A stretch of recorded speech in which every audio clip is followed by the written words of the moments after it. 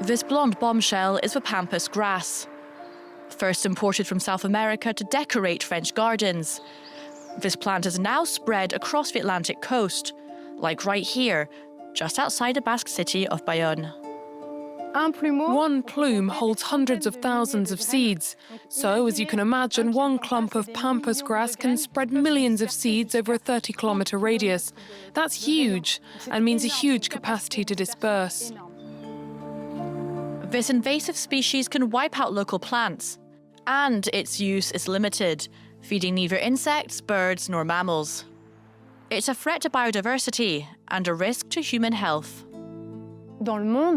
21% of the world population is allergic to grasses like the Pampas grass. And since it flowers and its pollen spreads later than our local grasses, it prolongs the allergy season for sensitive people. Christian Laval is trying to get to the root of the problem. The landscaper has already cleared several tons of this unwanted plant. He increasingly takes on this type of challenge. Pampas grass removal makes up about 1/4 of my business now. 10 years ago, it was about 1%. Christian was hired by the local authorities. The operation cost €35,000, 40% funded by the French state and the European Union. We had the choice of either letting everything get overrun or reclaiming the land. If we all work together, we might get somewhere. If it's just us, it'll be much harder.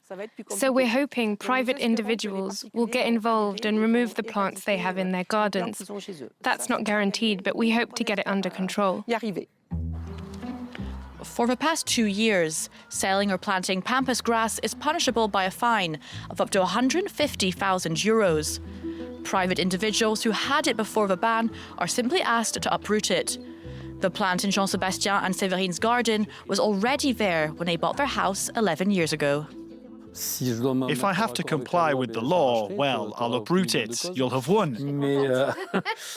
But it's going to cost money, like getting an excavator, a truck to remove it. I won't do it without financial help. I won't pay out of my own pocket to remove a plant that, honestly, I like having in my garden. The Pampas grass is easy to spot, but other invasive species are much more discreet and just as harmful, like a small animal hiding beneath our feet in the soil. North of Bayonne, in the town of Biscarrosse, Séverine Mériou has found something strange in her garden. Look, there's one here under this piece of wood. There you go. I have them all over my garden. Look, it's lifting its head, as you can see. I stumbled upon them while gardening, lifting a stone, and saw these strange worms. At first I thought they were slugs, but they seemed far too flat to be slugs. They're actually Obamanungara, meaning flat as a leaf in indigenous language. They arrived by accident from South America via potted plants. Over the last 15 years, they've spread like wildfire. Let's have a look under the bin. They tend to love plastic. Before, when I lifted something like this, I'd find earthworms. Now it's only Obamanungara worms. And look, it doesn't take long to collect a bunch. Séverine collects these flatworms for scientists studying them near Paris. So here we have several flatworms. The Obamanungara is a carnivore and loves to devour earthworms. I'll fetch some earthworms to see if we can witness it hunting. There, that's an attack. That's what we call an attack. The earthworm is overpowered by this formidable predator, as are many of its kind. Yet earthworms are vital for breaking down organic matter and are essential architects of the soil. They help create soil porosity by digging tunnels. That's very valuable to us because if the soil isn't porous, water can't seep in. Soil without earthworms is more or less like tarmac.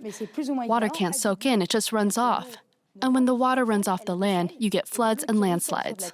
Ça fait des inondations, des glissements de terrain. Obama was officially recorded in France in 2016. For now, this worm has no predator to eliminate it from French gardens.